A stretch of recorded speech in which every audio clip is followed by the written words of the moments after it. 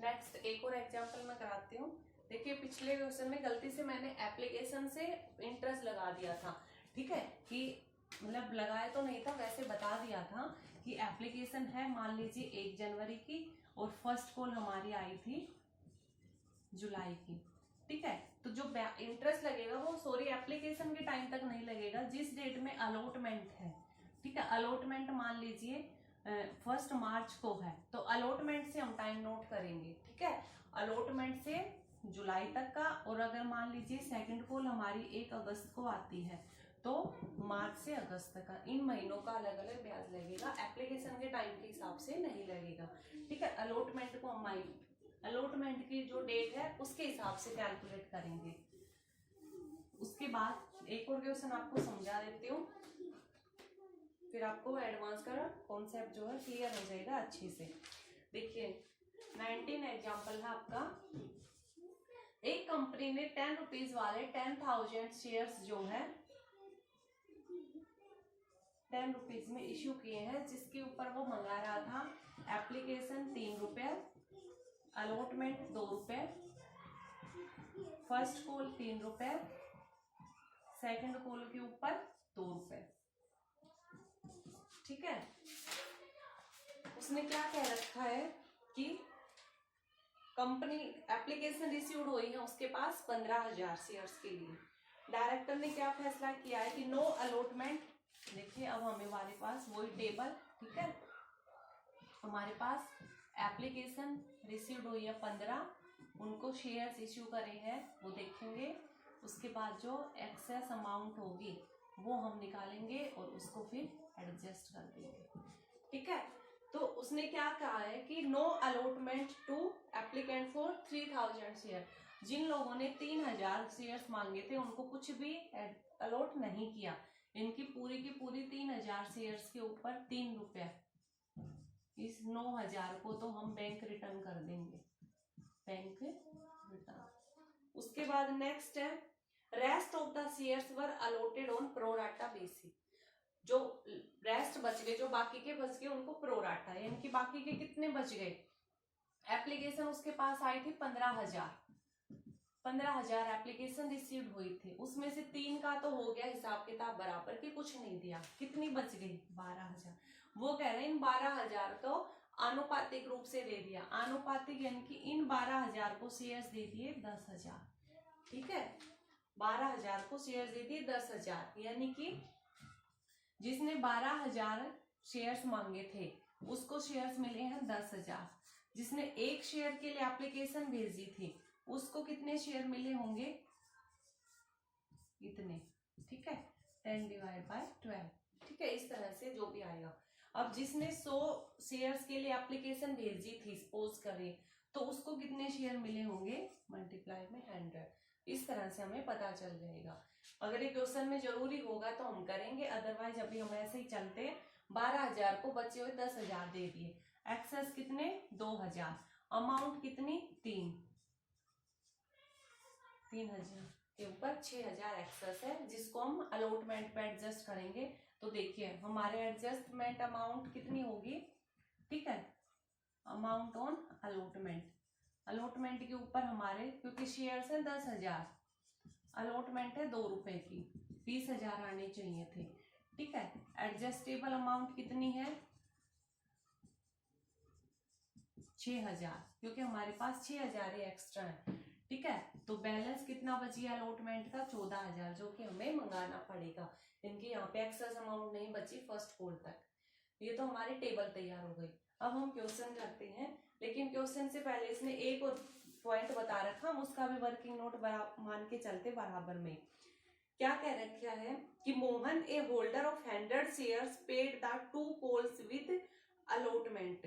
एक मोहन था जिसको क्या किया है, जिसके पास 100 शेयर्स थे, उसने दोनों कॉल्स की अमाउंट अलॉटमेंट के टाइम साथ ही दे दी, ठीक है। यानी कि होगा तो वो इसी में से मोहन, इन्हीं में से बंदा मिलेगा, क्योंकि ये वालों को तो कुछ दिया ही नहीं। तो वो कह रहा कि मोहन के पास ना 100 शेयर्स थे और उस 100 शेयर्स के ऊपर जो उसकी फर्स्ट कॉल सेकंड कॉल बन रही थी उसने अलॉटमेंट के टाइम पर ही दी थी। तो हम ये तो देखे कि उसके पास जो 100 शेयर्स थे उसने कुछ अमाउंट तो एक्स्ट्रा भी तो भेज दी होगी एप्लीकेशन के टाइम पर, क्योंकि वो 100 वाला बंदा इसी में है। तो हम ये देखते हैं कि उस जिस मोहन को 100 शेयर्स मिले हैं, उसने एप्लीकेशन कितने शेयर्स के लिए भेजी थी। ठीक है, तो अब हम उसकी एप्लीकेशन देखते हैं। वो क्यों देखेंगे, वो इसलिए देखेंगे कि क्या पता उसने एप्लीकेशन 500 शेयर्स के लिए भेजी होती, तो उसका कुछ पैसा तो वहीं पे एडवांस में कंपनी के पास आया पड़ा है, और कुछ पैसा वो कॉल्स का अलॉटमेंट के टाइम पर वैसे ही पहले भेज रहा है, तो इसलिए हमें जरूरत पड़ेगी। तो देखिए शेयर्स 10,000, ठीक है यहां लिख लिए 10,000 shares allot to 12,000 application hold applicant. ठीक है, इनके 10,000 शेयर्स किसको मिले हैं, जिन्होंने 12,000 शेयर्स के लिए एप्लीकेशन भेजी थी। ठीक है, क्योंकि हमारे पास ना शेयर्स की अमाउंट दे रखी है 100 शेयर्स है, इसलिए अगर आपको शेयर्स दे रखे हैं तो शेयर्स को इधर रख लीजिए, अगर आपको एप्लीकेशन दे रखे हैं तो एप्लीकेशन को इधर रखिए। हमें मोहन के 100 शेयर्स दे रखे हैं, तो शेयर्स दे रखे तो हम शेयर्स को इधर रखेंगे। तो मतलब कहने का क्या मतलब है कि 10,000 शेयर्स उसे मिले हैं जिसने 12,000 के लिए आवेदन किया था। आप हिंदी में लिख लीजिए 10,000 शेयर्स, 10,000 शेयर्स मिले हैं जिन्होंने आवेदन किया इक्वल टू 12,000 के लिए। आप इस ऐसे कर लीजिए। और एक शेयर किसको मिला है, जिसने एप्लीकेशन भेजी थी 12,000 डिवाइड बाय 10,000, और शेयर्स मिले कितने हैं उस व्यक्ति को 100, तो 100 शेयर्स किसे मिले जिसने एप्लीकेशन भेजी थी कितने के लिए, वो अब हमें पता चल जाएगी 120 के लिए। यानी कि मोहन, जो मोहन बंदा उसने बताया था उसका हमें पता चल गया। मोहन ने एप्लीकेशन तो भेजी थी 120 के लिए, और मोहन को शेयर्स कितने मिले हैं 100। तो हमारा एक और कॉन्सेप्ट यहाँ पे निकल गया। ठीक है, अब दूसरा एक और व्यक्ति है, इसका भी टेबल में कुछ काम होएगा, बाद में बताती हूँ, पहले अपना वर्किंग नोट करते हैं तो आपको ये पता चल गया ना कैसे निकालना है। दूसरा वो क्या कह रहा है, अब आपके थोड़े से क्वेश्चन जो है थोड़े थोड़े टिपिकल होते जाएंगे, मुश्किल नहीं है, बस ध्यान से सुनना है। सेकंड है सोहन, जिसको 200 शेयर्स अलॉट किए गए थे। ठीक है, सोहन को भी यानी कि सभी का शेयर्स ही दे रखा है, तो 100 शेयर्स का तो हमें पता चल गया 120। अब एक मोहन है, उसको सॉरी ये तो मोहन तो ये था, एक सोहन है, सोहन को 200 शेयर्स मिले हैं, तो उसकी भी यही निकाल लेते लगे हाथ है। तो उसने कितने के लिए एप्लीकेशन भेजी होगी, 1,20,000 डिवाइड बाय 10 मल्टीप्लाई में 200।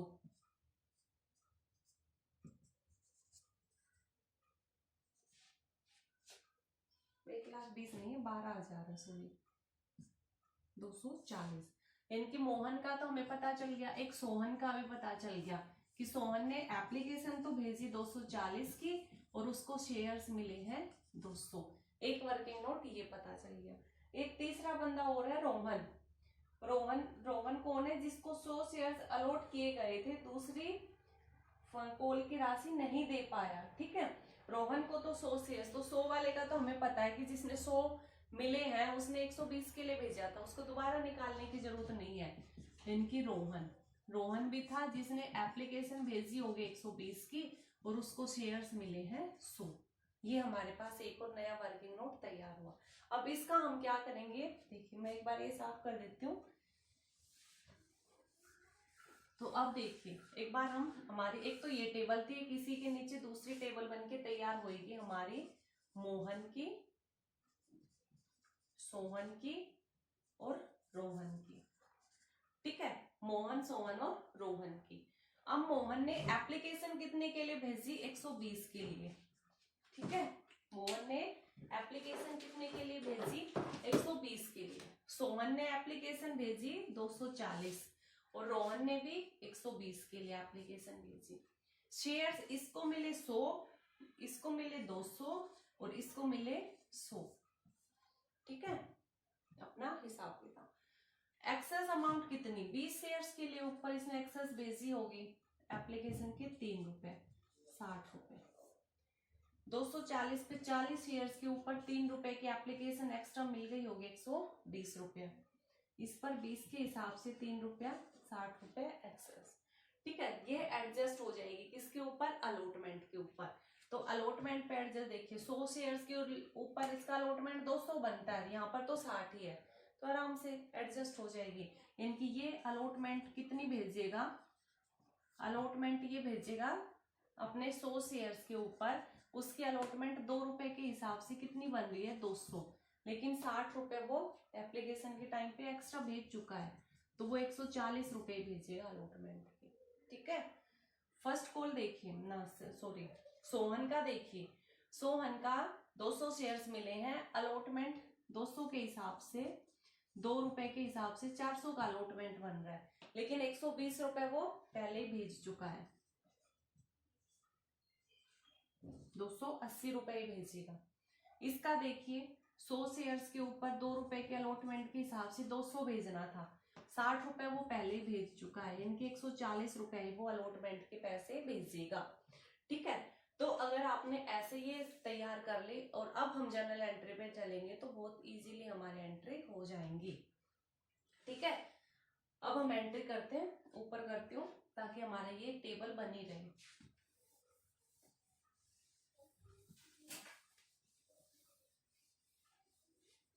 ठीक है, अब हमारी जर्नल एंट्री स्टार्ट होती है। तो सबसे पहले journal entry bank account debit to share application, इस तरह से हो जाएगी। हमारे कितने शेयर थे, एक मिनट मेरे को देखने पड़ेंगे,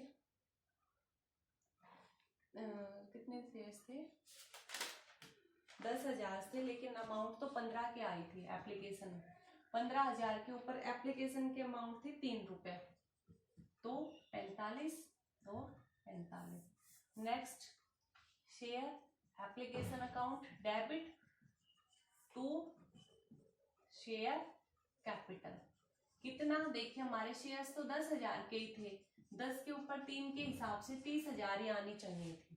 ठीक है, एक्स्ट्रा क्या किया, टू शेयर अलॉटमेंट, एक्स्ट्रा पैसा हमने अलॉटमेंट में एडजस्ट कर लिया, ये रहा 6,000 एडजस्ट।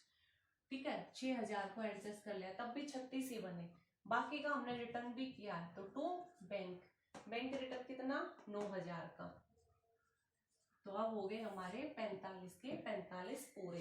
तो ये तो फर्स्ट एंट्री। सेकंड अब हमारे एंट्री आती है अलॉटमेंट की।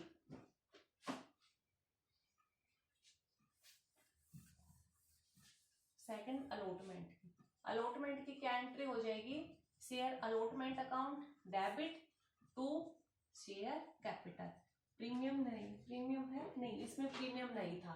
ठीक है, तो कितना देखिए शेयर्स थे 10,000 का, अलॉटमेंट थी 2 रुपए की, तो कितने हो जाएंगे 20,000। ठीक है, उसके बाद जब पैसा आएगा तब bank account debit to share allotment. ठीक है, तो एक बार तो 20 में से देखिए, एक तो यही चले जाएंगे 6,000 जो हमारे एडजस्ट हो चुका है। ठीक है, तो यानी कि 20,000 में से लेस कर दीजिए 6,000, क्योंकि ये हमारा एडजस्ट हो चुका है, इनके एक्चुअल में हमारे पास 14,000 आए। लेकिन एक मिनट रुकिए, क्या कह रखा वो कि मोहन जिसके पास 100 शेयर्स थे उसने दोनों अपनी कॉल्स की राशि अलॉटमेंट के साथ ही दे दी, यानी कि जिस मोहन के पास 100 शेयर्स थे, ठीक है, उसने अपनी फर्स्ट कॉल की अमाउंट और सेकंड कॉल की अमाउंट दोनों अलॉटमेंट के टाइम पर ही दे दी। तो आप चाहो और क्वेश्चन को और अच्छे से करो तो आप एक और टेबल को आगे बढ़ा लो। ठीक है, आप उसमें लिख दो कॉल इन एडवांस, ताकि आपको इजीली हो जाए, वरना हम ये साथ में यहाँ पर भी कर सकते थे सीधा, लेकिन किसने दिए, मोहन ने। तो मोहन के पास 100 शेयर्स थे और फर्स्ट कॉल सेकंड कॉल हमारी कितने की थी, फर्स्ट 3 की थी और सेकंड 2 की थी, यानी कि मोहन के 100 रुपए 3 के हिसाब से, 3 है ना, 3 और सेकंड कॉल के 2 रुपए।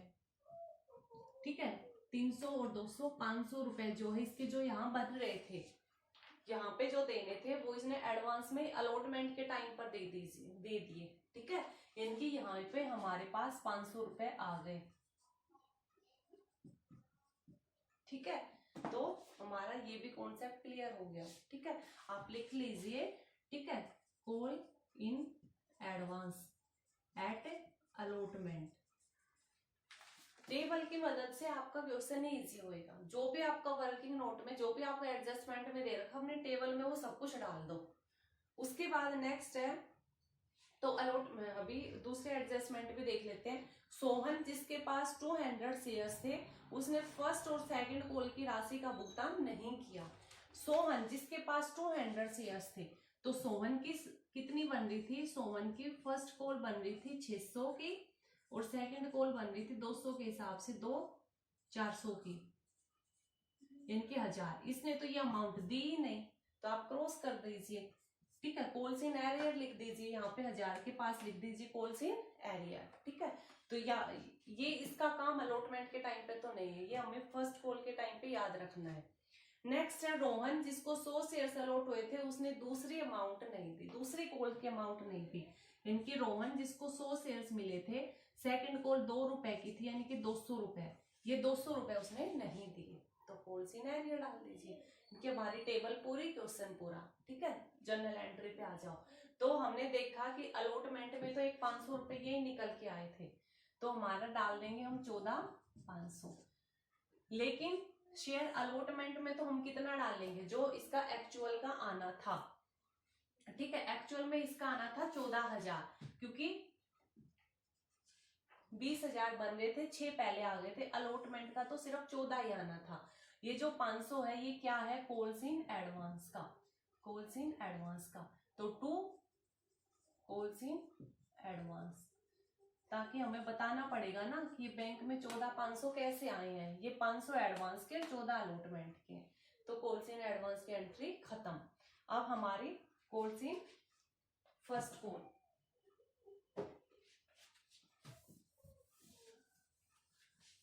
अब हमारी नेक्स्ट एंट्री हो जाएगी share first call account debit to share capital.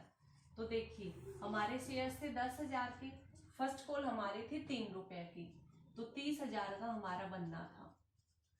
Actual में पैसे कितने आए वो देखते हैं। Bank account debit to share first call, 30,000 बन रहे थे। ठीक है, 30,000 बन रहे थे, जिसमें से फर्स्ट कॉल का 300 रुपया, यहाँ पे ये 300 अलॉटमेंट के टाइम पे ही हो गए, तो माइनस में 300 कर दीजिए। ठीक है, आप इसको ब्रैकेट में लिख दीजिए, in advance, in advance at allotment. उसके बाद देखिए, एक बंदा ऐसा भी था जिन्होंने अपनी फर्स्ट कॉल नहीं दी थी, इसने नहीं दी थी, सोवन ने। तो सोवन की कितनी बन रही थी? 600 रुपए, तो ये 600 भी लेस कर दीजिए। आप इसमें लिख दीजिए कॉल्स इन एरियर। तो हमारे पास 29,100 रुपए ही आए हैं एक्चुअल में, तो बैंक में हमारे कितने आए हैं? 29,100। ठीक है, अब इस 29,100 में हम देखेंगे कि एडवांस में हमारे पास आ गए थे 300 रुपए। हमने पढ़ रखा है ना, कॉल्स इन एडवांस जब आता है तो क्रेडिट कर देते हैं, और जब एक्चुअल में जहां पे आना था उस कॉल को यहाँ पे आना था, तो यहाँ पे हम इसको डाल देते कॉल्स इन एडवांस 300 रुपए, क्योंकि भाई एडवांस में 300 तो हमारे पास आ चुके हैं, तो हम इसको तो मेंशन करेंगे ना कि भाई ये अमाउंट आ चुकी है, ऐसा नहीं है कि अमाउंट आई नहीं है, इसलिए हमने यहाँ पे मेंशन कर दिया। तो फर्स्ट कॉल में टोटल कितनी आई है हमारी? 29,400। ठीक है, आप चाहो तो बाकी के ये जो 600 है इसको कॉल्स इन एरियर में भी दिखा दो, कॉल्स इन एरियर भी इसके साथ लिख दो, calls in arrear account debit कितने से? 600 रुपए से, और फिर इसको पूरा 30,000 से क्रेडिट कर दो। क्योंकि हम पढ़ के आए थे ना, कॉल्स इन एरियर की 2 तरह से होती है, या तो उसका अमाउंट को लेस ही कर दो, या उसका अकाउंट बना दो। तो अकाउंट बनाएंगे तो कॉल्स इन एरियर को डेबिट करना पड़ेगा 600 से, और फिर फर्स्ट कॉल में पूरे 30,000 चले जाएंगे। ठीक है, लेकिन पहले से ही लेंथी है तो हमने यहाँ पे छोड़ दिया, हमने लेस करके ही दिखा दिया उस अमाउंट को। अब सेकंड कॉल की वही share second call account debit to share capital, कितने से? 10,000 की शेयर है, 2 रुपए की सेकंड कॉल थी, तो 20,000। ठीक है, 20,000 डेबिट हो जाएंगे। जब एक्चुअल में पैसा आएगा तब बैंक अकाउंट डेबिट, और कॉल्स इन एडवांस अब तो हमें याद भी रहेगी, क्योंकि एक जो मोहन था उसने सेकंड कॉल भी एडवांस में भेज दी थी, तो हम पहले ही लिख देते हैं कॉल्स इन एडवांस कितने 200 रुपए के, जो उसने पहले ही भेज दी थे, ठीक है। और टू शेयर सेकंड कॉल। अब हम देख लेते हैं 20,000 आने चाहिए थी, लेकिन इस 20,000 में से 200 रुपए तो पहले ही आ चुके हैं, ठीक है। और उसमें से 400 इसने नहीं भेजे थे, दूसरे नंबर वाले व्यक्ति ने 19,100, और 200 इसने नहीं भेजे थे रोहन ने, तो 19,400 हमारे पास एक्चुअल में पैसे आए थे, ठीक है। 20,000 19 कहाँ पे क्या गड़बड़ कर दी, 400 सॉरी ये 400 रुपए थे, 400 सेकंड बोल, उसके पास 200 शेयर्स थे ना इसलिए, तो उसके पास एक्चुअल में 19,200 पैसे आए हैं, 19,200, ठीक है। इसकी इस तरह से कर दीजिए। चाहो तो इसका भी अल्टरनेट है, कॉल्स इन एरियर को यहाँ पे डेबिट करके दिखा दो, एरियर में डाल दो 200 रुपए इसके और 400 रुपए इसके, 600 रुपए यहाँ पे एरियर में डाल के अल्टरनेट दूसरी एंट्री भी कर सकते हो, जनरल एंट्री, या इस तरह से भी कर सकते हो। तो ये हमारा क्वेश्चन इस तरह से कंप्लीट हो जाएगा। तो ये था हमारा आज का topic calls in sorry over subscription, ठीक है। उम्मीद आपको समझ में आ गया होगा, क्योंकि एक एक कॉन्सेप्ट को अच्छे से क्लियर किया है। आप अपना पूरा जो भी क्वेश्चन है उसके एक टेबल बना के करिए, ये क्वेश्चन आपको और भी अच्छा रहेगा। अगर मेरा बोर्ड थोड़ा बड़ा होता तो मैं आपको ये टेबल और भी अच्छे से पूरी बड़ी बना के दिखाती, लेकिन टेबल छोटा है, एक बार टेबल ही बनती है फिर जनरल एंट्री करते। अगर एक ही जगह पे बनाऊंगी तो बहुत छोटे अक्षर हो जाएंगे, वो आपको फिर दिखेंगे नहीं। लेकिन मैंने हर एक पॉइंट को बार बार बोला है ताकि आप अच्छे से समझ जाएं। अब नेक्स्ट क्लास में हम दूसरा टॉपिक करेंगे।